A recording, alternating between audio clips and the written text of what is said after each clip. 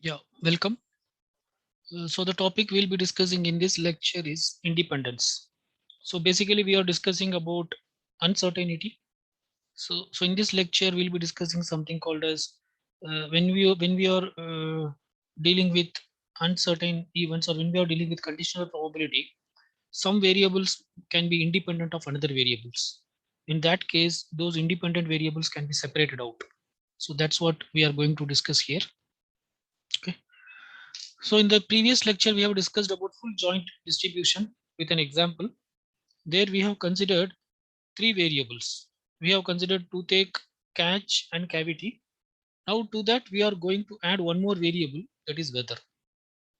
So now if you see, toothache can take two values, two possible values. That is either it can be true or false. Somebody may have a toothache or may not have a toothache. Catch can take two values. Somebody can have catch or they may not have catch. Cavity can also take two values, true or false. Somebody can have a cavity or they may not have a cavity.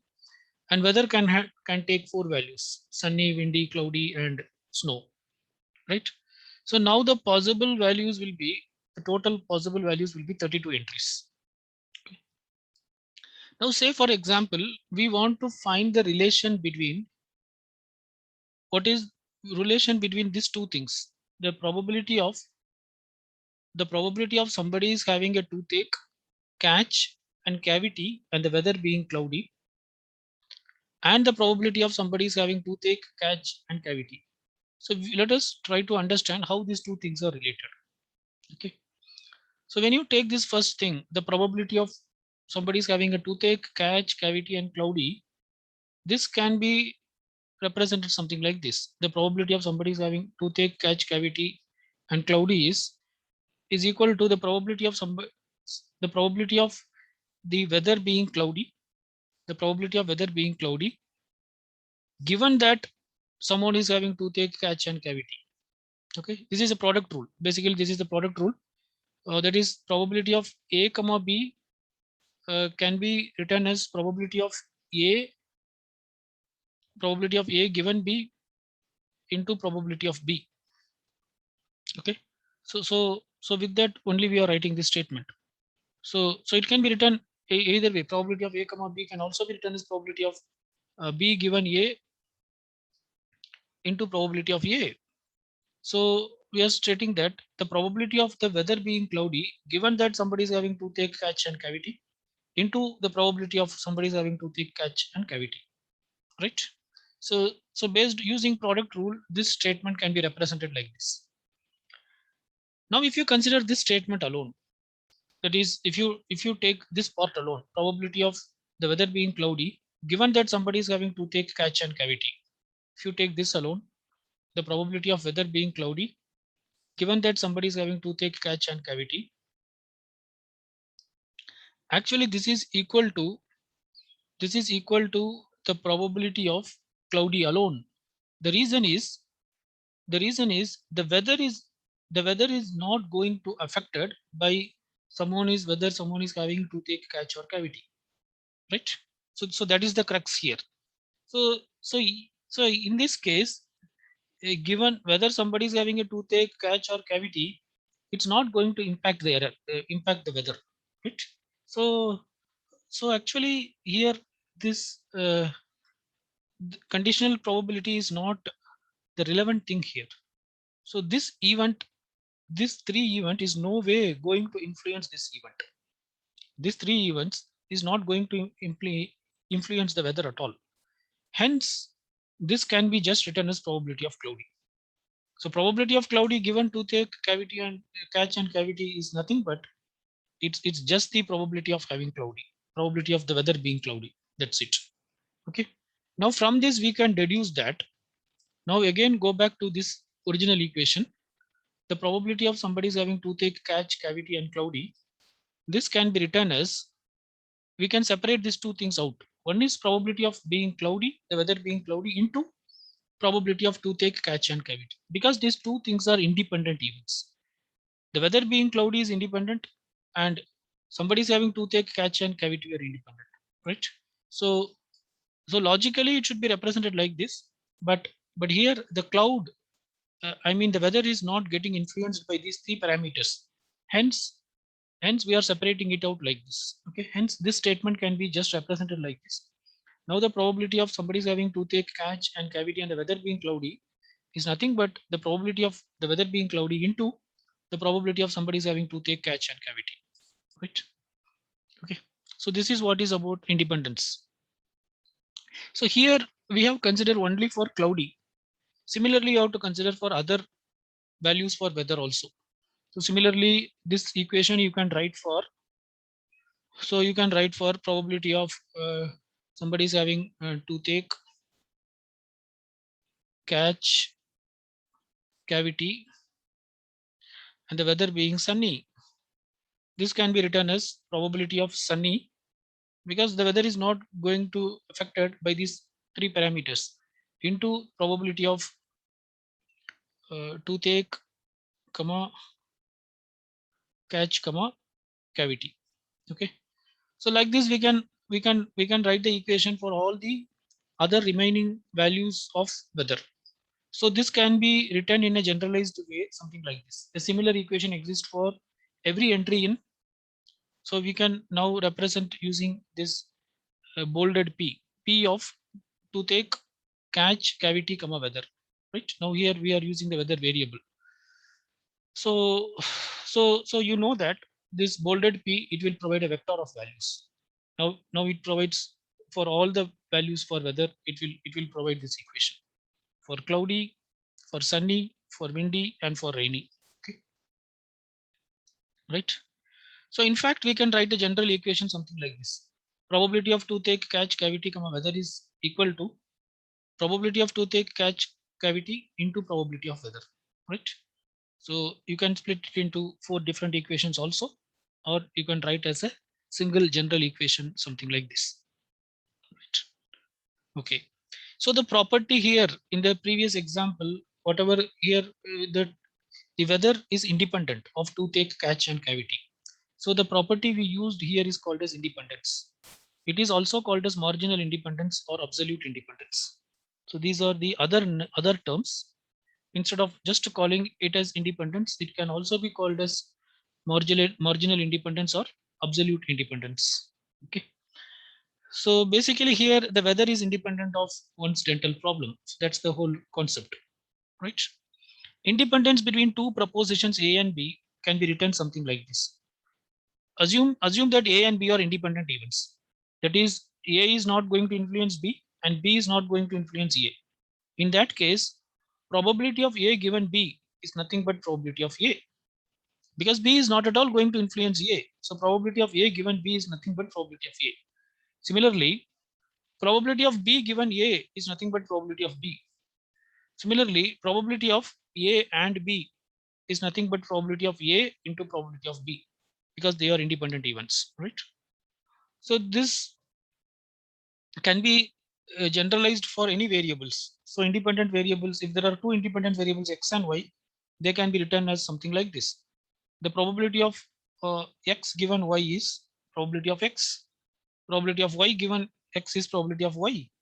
Probability of x comma y is nothing but probability of x into probability of y. So comma y means both, right? So they are independent events. Hence, probability of what is the probability of the both x and y to occur is nothing but probability of x into probability of y, right? Okay. So in this previous example, basically what we have did is we have initially considered four variables: cavity, toothache, weather, and catch. But later we found that weather is totally independent of the remaining three variables. Hence, we made it into something like this: cavity, toothache, and catch. They are all these are dependent items, but weather is totally independent. So we have separated it out. Okay, and then we applied the probability. Actually, by doing this, the size of the problem will also reduce. Here is another example. Assume that you are tossing a coin for n times. Now, they are independent events, right? The first toss is no way going to influence the second toss. The second toss is no way going to influence the third toss. So none of the toss is going to influence any other toss. So if you're tossing a coin for n times, these can be treated as n independent events. Actually they are n independent events because none of the coin toss is going to influence the other toss, right? It is not that the first toss, if it is tail, the next toss should be head or something like that. No.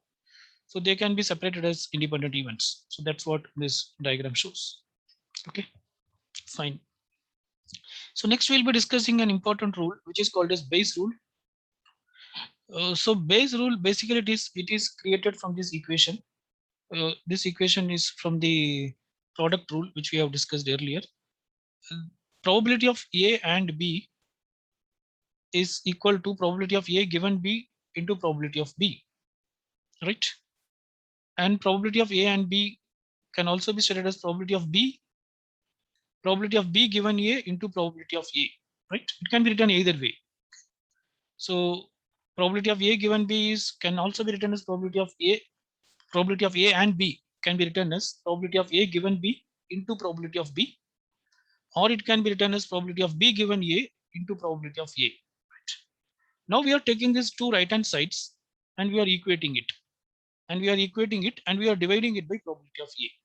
So when you divide this side by probability of A, this probability of A and the denominator probability of A will be cancelled, and you get what? Probability of B given A. And when you divide this part by probability of A, you get this probability of A given B into probability of B divided by probability of A. Now this equation is called as the Bayes rule. This is called as Bayes rule, or it is called as Bayes law or Bayes theorem, right? Now this rule has a lot of usages. So we'll discuss one example like how Bayes rule is helpful. Okay. So so again, this is also Bayes rule. It is represented using a generic format. Probability of y given x is nothing but probability of x given y into probability of y divided by probability of x. The same thing only here we have discussed. Probability of b given a is nothing but probability of a given b into probability of b divided by probability of a. Probability of y given x is nothing but probability of x given y into probability of y divided by probability of x. Okay. So here is another way of representing the Bayes rule. Probability of cause given the effect. So effect is there, then what is the cause, right? So this is equivalent to probability of effect given the cause, right, into probability of cause divided by probability of effect. So it is like what you know. uh, Assume that a probability of effect can be treated as cough. Effect can be considered as cough. Cause can be considered as say corona disease. If somebody is having the disease corona, then they will surely cough. Okay, they will suffer from coughing. So assume that you already know the probability of cough given corona. This value assume it's already known. If a patient is having corona disease, COVID-19, then what is the probability of having cough? This value we know. Let us assume. Okay. And also assume that you know this. The probability of cause. Probability of cause is what is the probability? This is a unconditional probability. What is the probability that someone get infected with corona? So this also we know. Let us assume. Okay. And also let us assume this also we know. What is the probability that someone may suffer from cough? Right. So here the effect is this is again a conditional probability someone is suffering from cough. Okay. So but he may suffer from cough because of any reason. It may be corona, or it may be normal infection, or whatever it may be. Right. Assume that we know all these three values. That is, what is the probability of somebody is having cough given that he has corona, and what is the probability of somebody is having a corona, an unconditional probability, and what is the probability that somebody is suffering from cough. Again, this is unconditional probability. Now assume that some patient is suffering from cough. Okay, some patient is suffering from cough. Now what is the probability that he has corona? This can be deducted from this equation. This is the beauty of Bayes rule. So if somebody is having a cough, then what is the probability that he is having corona? So probability of somebody is having corona, given that he is suffering with cough, can be calculated like this. We know what is the probability of somebody is having a cough given corona into probability of somebody is having corona divided by probability of somebody is having a cough, right? By solving this, we can identify what probability if somebody is suffering from a cough is likely to have a corona. Okay, so that's what this equation says. Now let us discuss some related example for that. Okay, assume that a doctor knows that the disease meningitis, there is a disease meningitis, cause the patient to have stiff necks 70% of the time. Okay, that is the disease meningitis will cause the patient to have stiff neck 70% of the time. So, so let us assume meningitis as M. Let us represent meningitis as M, stiff neck as S. Okay. So, so if somebody is suffering with meningitis, they will have stiff neck 70% of the time. So this is what the probability of somebody is having stiff neck, okay, given that they have meningitis is 70%. Okay. The probability of somebody is having stiff neck given that they have meningitis is 0.7, right? Now assume that the doctor also knows some unconditional facts, the prior probability. What are they? The patient has meningitis 1 by 50,000 times. Okay. The probability that somebody can have meningitis, the probability that somebody can have meningitis is 1 by 50,000 times, right? So, so that is, so probability of M. So this is nothing but unconditional probability. Probability of M is equal to 1 by 50,000. Okay. So what is that value? So 1 by 50,000, it is 0.00002. Okay. This is the probability that somebody will have a meningitis. Right. Now let us also assume that the and also the doctor knows that the probability that a patient is having stiff neck is 1%. Okay. The probability that a patient is having stiff neck is 1%. So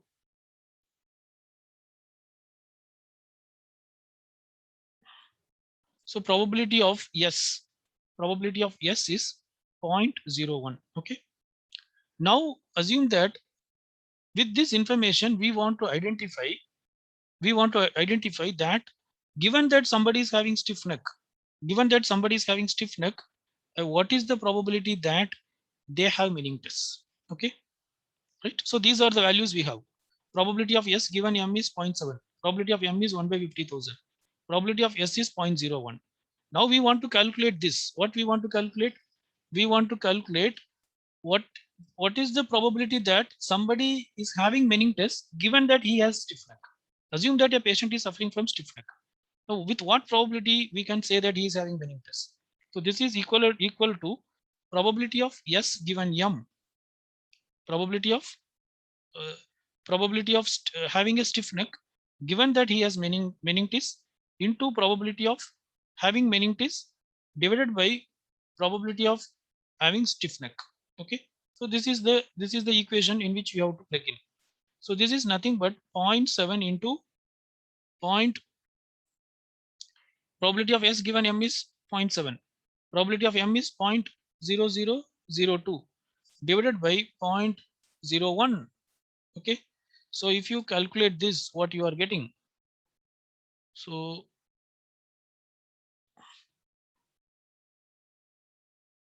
if you calculate this 0.7 into 0.002 divided by 0.01.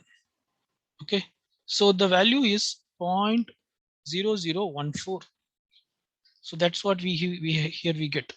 That is, we can expect that 1 in 700 patients. That is, we can expect that 1 in 700 patients with a stiff neck will have meningitis, right? So actually, so here the beauty is, even though stiff neck is a strong indication of meningitis, if somebody is having meningitis, it is highly likely that they have a stiff neck. Okay, that doesn't mean that if somebody is having a stiff neck, they have meningitis. That is proved by this. Because if somebody is having meningitis, if somebody is having stiff neck, the probability that they have meningitis is only this much. It is only 1 in a 700 patient will have the problem of meningitis if they have stiff neck. Okay.